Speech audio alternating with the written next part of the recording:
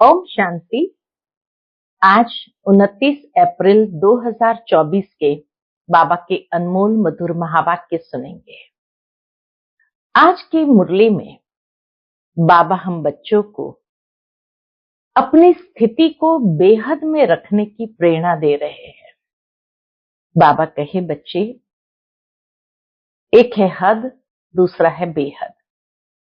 हद में हर एक की बुद्धि है, लेकिन तुम बच्चों को अपनी बुद्धि को हद से निकाल बेहद में ले जाना है। और बेहद में ले जाने के लिए बुद्धि से इस बेहद की दुनिया का संन्यास करना है। तभी बाबा कहे तुम बच्चे की बुद्धि बेहद में टिक सकती है। दूसरी बात बाबा ने बताई कि बच्चे, बुद्धि के अंदर जितना स्वदर्शन चक्र घूमता रहेगा, अर्थात कि जो कुछ ड्रामा में हो रहा है वह सब नूंद है। बनी बनाई बन रही, अब कुछ बननी नाही, और होनी होकर के ही रहती है। बाबा कहे सेकंड का भी फर्क नहीं पड़ सकता है। ये वर्ल्ड की हिस्ट्री ज्योग्राफी रिपीट हो रही है, तो यह बातें अच्छी तरह बुद्धि में आ जाए तो बुद्धि बेहद में टिक जाए। बेहद में टिकने के लिए तीसरी बात कि ये स्मृति में रहे कि अब महाविनाश होना है और हमें वापस अपने घर जाना है। जरूर है कि घर जाएंगे तो पावन बन करके ही जाएंगे, तो जितना पावन होते जाएंगे, बुद्धि शुद्ध और पवित्र बनती जाएंगी, उतना बेहद में टिकना आसान होगा। तो सुनते हैं आज के बाबा के अनमोल मधुर महावाक्य। ओम शांति। मीठे बच्चे, ये सच्चा सच्चा सत का संग है, ऊपर चढ़ने का। सत के संग से ही हम ऊपर चढ़ सकते हैं। तुम अभी सत बाप के संग में आए हो, इसीलिए झूठ संग में कभी नहीं जाना। आज की मुरली से प्रश्न है, तुम बच्चों की बुद्धि किस आधार पर सदा बेहद में टिक सकती है? उत्तर, बुद्धि में स्वदर्शन चक्र फिरता रहे। जो कुछ ड्रामा में चल रहा है ये सब नोंद है। सेकंड का भी फर्क नहीं पड़ सकता, तो चिंता किस बात की? वर्ल्ड की हिस्ट्री ज्योग्राफी रिपीट होनी है, यह बात बुद्धि में अच्छी तरह आ जाए तो बेहद में टिक सकते हो। बेहद में टिकने के लिए ध्यान पर रहे कि अब विनाश होना है, हमें वापस घर जाना है, पावन बन करके ही हम घर जाएंगे। ओम शांति। मीठे मीठे रूहानी बच्चों प्रति रूहानी बाप बैठ समझाते हैं। समझाते उनको है, किसको? जो बेसमझ है। स्कूल में टीचर पढ़ाते हैं क्योंकि बच्चे बेसमझ है। बच्चे पढ़ाई से समझ जाते हैं। तुम बच्चे भी पढ़ाई से समझ जाते हो। हमको पढ़ाने वाला कौन है? बाबा कहे पढ़ाई से ही समझ में आता है कि हमको पढ़ाने वाला कौन है। यह तो कभी भूलो नहीं, पढ़ाने वाला टीचर है, सुप्रीम बाप। तो उनकी मत पर चलना है, श्रेष्ठ बनना है। श्रेष्ठ से श्रेष्ठ होते हैं सूर्यवंशी। बल चंद्रवंशी भी श्रेष्ठ है, परंतु यह है श्रेष्ठ से श्रेष्ठ। तुम यहाँ आए हो इसलिए श्रेष्ठ से श्रेष्ठ बनने। तुम बच्चे जानते हो हमको ऐसा बनना है। ऐसा स्कूल 5000 वर्ष बाद ही खुलता है। ऐसा स्कूल 5000 वर्ष बाद ही खुलता है। यहाँ तुम समझकर बैठे हो यह सचमुच सत का संग है। सत है ऊंचे ते ऊंच, उनका तुमको संग है। ऊंचे ते ऊंच का तुम्हें संग है। वह बैठकर सतयुग का श्रेष्ठ ते श्रेष्ठ देवता बनाते हैं, अर्थात फूल बनाते हैं। तुम कांटे से फूल बनते जाते हो। कोई फौरन बन जाते, कोई को टाइम लगता है। बच्चे जानते हैं यह है संगम युग। सो भी सिर्फ बच्चे जानते हैं। निश्चय है कि यह पुरुषोत्तम बनने का युग है। पुरुषोत्तम भी कौन सा? ऊंच ते ऊंच आदि सनातन देवी देवता धर्म के जो महाराजा महारानी है, वह बनने लिए तुम यहां आए हो। तुम समझते हो हम आए हैं बेहद के बाप से बेहद का सतयुगी सुख लेने। हद की जो भी बातें हैं वह सब खत्म हो जाती है। हद के बाप, हद के भाई, चाचे, काके, मामे, हद की पाई पैसे की मिल्कियत आदि सब जिसमें बहुत मोह रहता है, ये सब खलास हो जाना है। बाबा कहे यह बात तुम जानते हो कि हद की जो भी बातें हैं सब खलास हो जाना है। बाप समझाते हैं यह मिल्कियत सब हद की है। अभी तुमको बेहद में चलना है।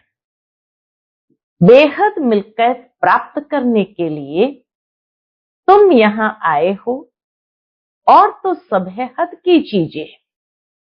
शरीर भी हद का है, बीमार पड़ता है, विनाश हो पड़ता है, अकाले मृत्यु हो जाता है। आजकल तो देखो क्या क्या बनाते रहते हैं। साइंस ने भी कमाल कर दी है। माया का पंप कितना है। साइंस वाले खूब हिम्मत कर रहे हैं। जिनके पास बहुत महल माड़ियां आदि है, वह तो समझते हैं अभी हमारे लिए सतयुग है। ये नहीं समझते कि सतयुग में एक धर्म होता है, वह नई दुनिया होती है। बाप कहते हैं बिल्कुल ही बेसमझ है।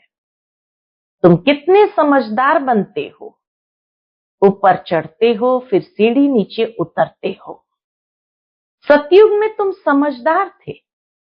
बाबा स्मृति दिलाते हैं सतयुग में तुम समझदार थे। फिर 84 जन्म लेते लेते बेसमझ बनते हो। फिर बाप आकर समझदार बनाते हैं। जिसको समझदार को क्या कहेंगे? समझदार माना पारस बुद्धि, जिसको पारस बुद्धि कहते हैं। तुम जानते हो हम पारस बुद्धि बहुत समझदार थे। गीत भी है ना, बाबा आप जो वर्षा देते हैं, सारी जमीन आकाश के हम मालिक बन जाते हैं। तुम्हें पाके हमने सारा जहां, जहां तो क्या आसमान पा लिया। तो बाबा कहे गीत भी है ना कि सारी जमीन आकाश के हम मालिक बन जाते हैं। कोई भी हमसे छीन नहीं सकता, कोई का दखल नहीं हो सकता। बाप बहुत बहुत देते हैं। कितना देते हैं? अथाह देते हैं। इससे जास्ती कोई झोली भर न सके। जब ऐसा बाप मिला है जिसको आधा कल्प याद किया है, दुख में सिमरण करते हैं ना, जब सुख मिल जाता है फिर सिमरण करने की दरकार नहीं। दुख में सब सिमरण करते हैं, हाय राम, ओ राम, ऐसे अनेक प्रकार के अक्षर बोलते हैं। सतयुग में ऐसा कोई भी अक्षर होता नहीं। परमात्मा का परिचय ही नहीं, न भगवान को कोई याद करते तो ऐसा कोई भी अक्षर होता ही नहीं। तुम बच्चे यहां आए हो इसलिए पढ़ने के लिए बाप के सन्मुख बाप के डायरेक्ट वर्जन सुनते हो। इनडायरेक्ट ज्ञान बाप देते नहीं, ज्ञान डायरेक्ट ही मिलता है, बाप को आना पड़ता है। कहते हैं मीठे मीठे बच्चों के पास आया हूं, मुझे बुलाते हो ओ बाप दादा।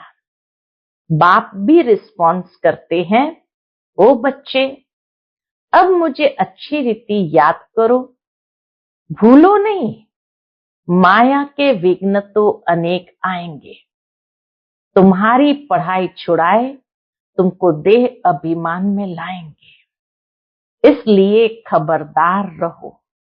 यह सच्चा सच्चा सत्संग है ऊपर चढ़ने का। वह सब सत्संग आदि है उतराई के। सत का संग एक ही बार होता है, झूठ संग जन्म जन्मांतर अनेक बार होते हैं।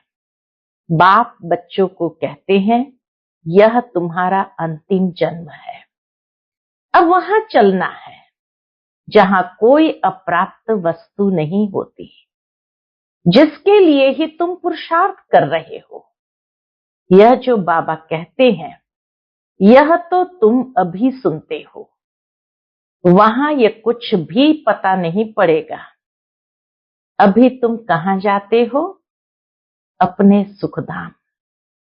सुखधाम तुम्हारा ही था, तुम सुखधाम में थे, अब दुखधाम में हो। बाबा ने बहुत बहुत सहज रास्ता बताया है, वही याद करो। हमारा घर है शांति धाम, वहां से हम स्वर्ग में आएंगे और कोई स्वर्ग में आता ही नहीं है सिवाय तुम्हारे। तो तुम ही सिमरण करेंगे। जब हम ही स्वर्ग में आते हैं तो बाबा कहे तुम ही सिमरण करेंगे। हम पहले सुख में जाते हैं फिर दुख में। कलयुग में सुख धाम होता ही नहीं, सुख मिलता ही नहीं। इसीलिए सन्यासी भी कहते हैं सुख कागविष्टा समान है। कलयुग में सुख कागविष्टा समान है। अभी बच्चे समझते हैं बाबा आया है हमको घर ले चलने, हम पतितों को पावन बनाकर ले जाएंगे। पावन बनेंगे याद की यात्रा से। यात्रा पर बहुत नीचे ऊपर होते हैं, कोई तो बीमार पड़ जाते हैं फिर लौट आते हैं, यह भी ऐसे है। यह है रूहानी यात्रा। अंतमति सुगति हो जाएगी। हम अपने शांति धाम में जा रहे हैं, है बहुत सहज, परंतु माया बहुत भुलाती है। तुम्हारी युद्ध माया के साथ है। बाप बहुत सहज कर समझाते हैं, हम अभी शांति धाम जाते हैं, बाप को ही याद करते हैं, दैवी गुण धारण करते हैं, पवित्र बनते हैं। 3-4 बातें मुख्य है जो बुद्धि में रखनी है। विनाश तो होना ही है। 5000 वर्ष पहले भी हम गए थे, फिर पहले पहले हम ही आएंगे। गायन भी है ना, राम गयो रावण गयो, गयो बहु परिवार। जाना तो सबको है शांति धाम। तुम जो पढ़ते हो उस पढ़ाई अनुसार पद पाते हो। तुम्हारी एम ऑब्जेक्ट सामने खड़ी है। कोई कहे हम साक्षात्कार करें, यह चित्र लक्ष्मी नारायण का साक्षात्कार नहीं है तो फिर क्या है? कई सोचते हैं बाबा हमें साक्षात्कार कराए। बाबा कहे लक्ष्मी नारायण के चित्र जो है क्या ये साक्षात्कार नहीं है? इसके सिवाय किसका साक्षात्कार करना है? बेहद के बाप का। और तो कोई साक्षात्कार काम के है नहीं। बाबा कहे और तो कोई साक्षात्कार काम के नहीं। बाबा का साक्षात्कार चाहते हैं, बाबा से मीठी और कोई चीज नहीं। बाप कहते हैं मीठे बच्चों पहले अपना साक्षात्कार किया है। आत्मा कहती है कि बाबा का साक्षात्कार करे, तो अपना साक्षात्कार किया है, यह तो तुम बच्चे जान गए हो। अब समझ मिली है, हम आत्मा है, हमारा घर है शांति धाम। वहां से हम आत्माएं आती है पार्ट बजाने। ड्रामा के प्लान अनुसार पहले पहले सतयुग आदि में हम आते हैं। आदि और अंत का यह है पुरुषोत्तम संगम युग। इसमें सिर्फ ब्राह्मण ही होते हैं और कोई नहीं। कलयुग में तो अनेक धर्म कुल आदि है। सतयुग में एक ही डिनाइस्टी होगी, ये तो सहज है ना। इस समय तुम संगम युगी ईश्वरीय परिवार के हो। तुम न सतयुगी हो न कलयुगी हो। यह भी जानते हो कि कल्प कल्प बाप आकर ऐसी पढ़ाई पढ़ाते हैं। यहां तुम बैठे हो तो यही स्मृति आना चाहिए। शांति धाम, सुख धाम और यह है दुख धाम। इस दुख धाम का है वैराग्य अथवा संन्यास। कैसे? बुद्धि से, स्थूल रीति नहीं, बुद्धि से। तो बाबा कहे इस दुख धाम का है वैराग अथवा संन्यास बुद्धि से। वह कोई बुद्धि से संन्यास नहीं करते हैं, वह तो घर बार छोड़ संन्यास करते हैं। तुमको तो बाप कभी नहीं कहते घर बार छोड़ो। इतना जरूर है, भारत की सेवा करनी है व अपनी सेवा करनी है। सेवा तो घर में भी कर सकते हो, पढ़ने लिए आना जरूर है। फिर होशियार होकर औरों को भी आप समान बनाना है। टाइम तो बहुत थोड़ा है। गायन भी है ना, बहुत गई थोड़ी रही, थोड़ी की भी थोड़ी रही। दुनिया के मनुष्य तो बिल्कुल ही घोर अंधियारे में है। समझते हैं अभी 40,000 वर्ष पड़े हैं। तुमको बाप समझाते हैं, बच्चों अब बाकी थोड़ा समय है, तुमको बेहद में टिकना है। सारी दुनिया में जो कुछ चल रहा है सब नूंद है। जू मिसल ड्रामा चल रहा है। जू कहते हैं रहट को, जो पानी का रहट चलता है तो उस समय बैल धीरे धीरे घूमते हैं, उसको कहते हैं जू मिसल ड्रामा चल रहा है। वर्ल्ड की हिस्ट्री ज्योग्राफी रिपीट होनी है। वही आकर पढ़ेंगे जो सतयुग में जाने वाले होंगे। जो सतयुग में जाने वाले होंगे वही आकर के यहाँ पढ़ाई पढ़ेंगे।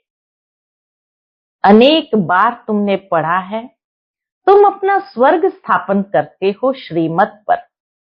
यह भी जानते हो ऊंचते ऊंच भगवान आते भी भारत में है। कल्प पहले भी आए थे। तुम कहेंगे कल्प कल्प ऐसा बाप आते हैं। कहते हैं मैं कल्प कल्प ऐसी स्थापना करूंगा।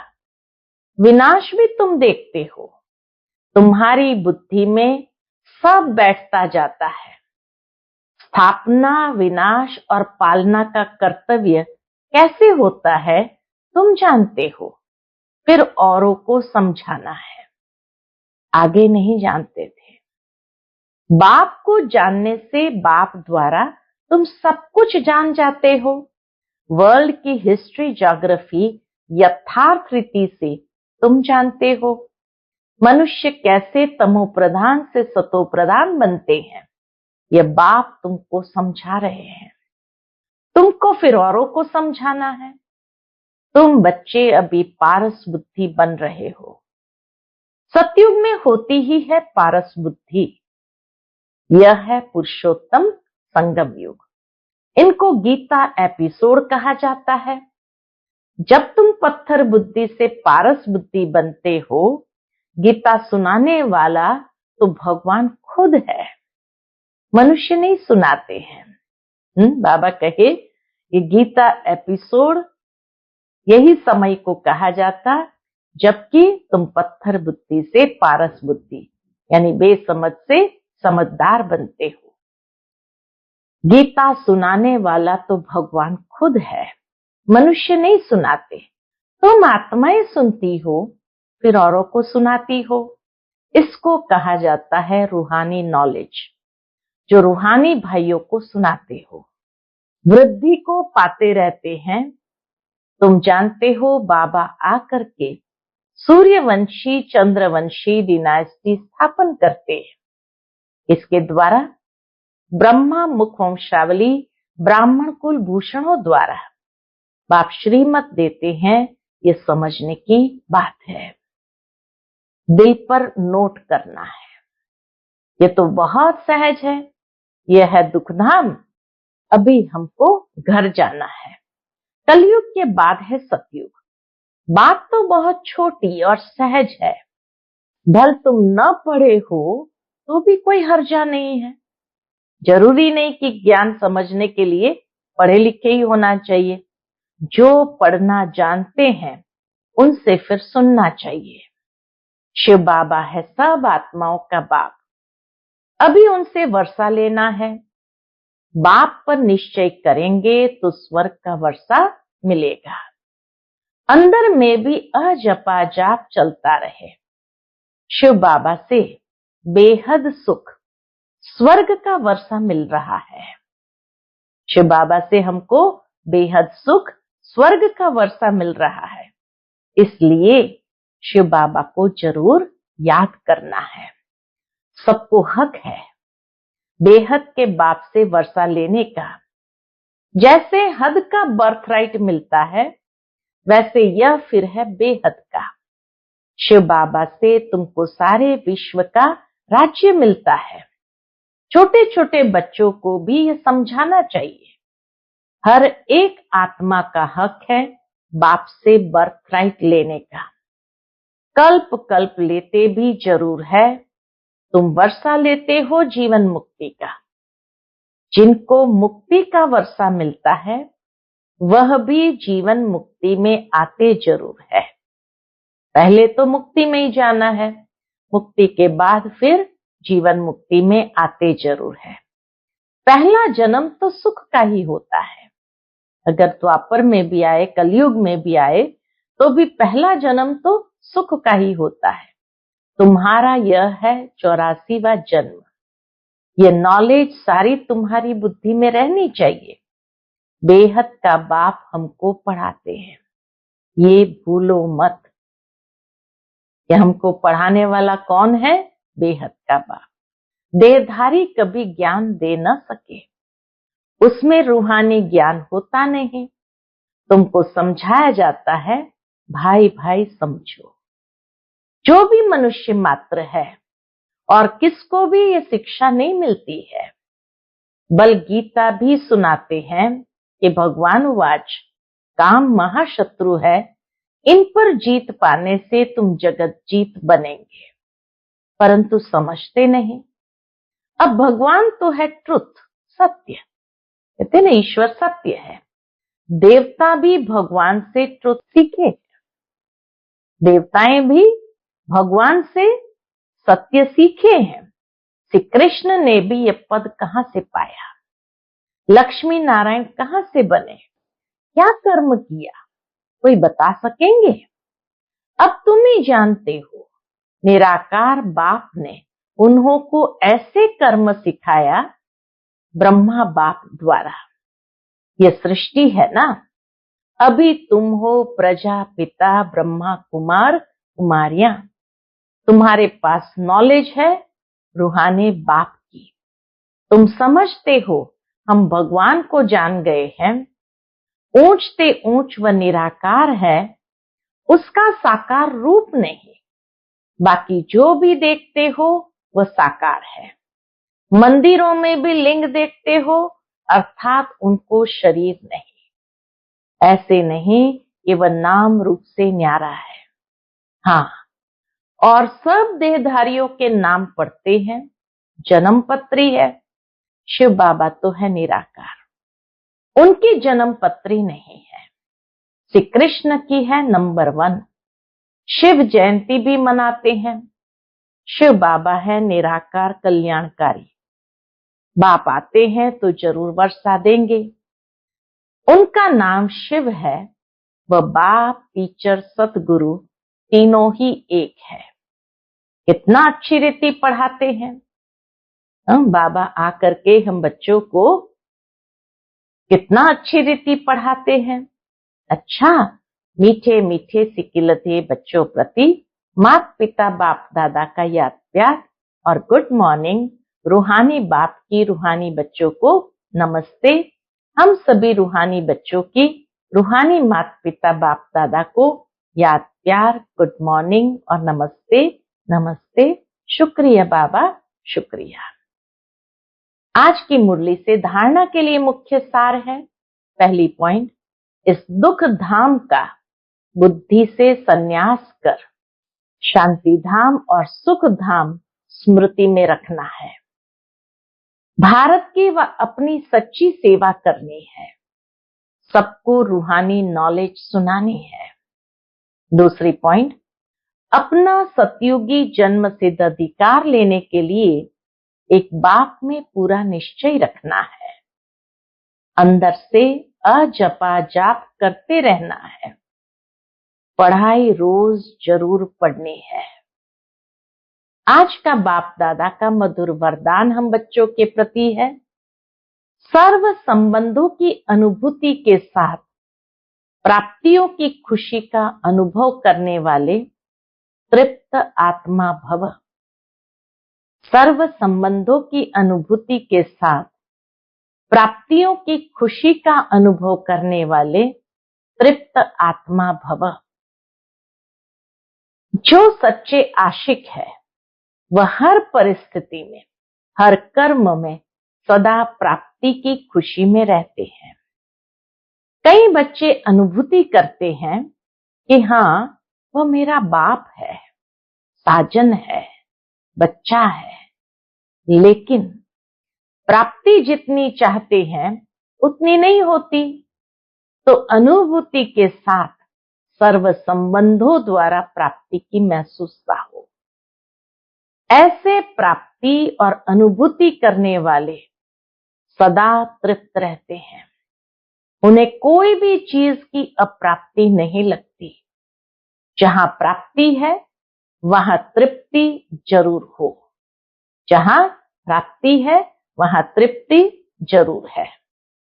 आज का स्लोगन है, निमित्त बनो तो सेवा की सफलता का शेयर मिल जाएगा। निमित्त बनो तो सेवा की सफलता का शेयर मिल जाएगा।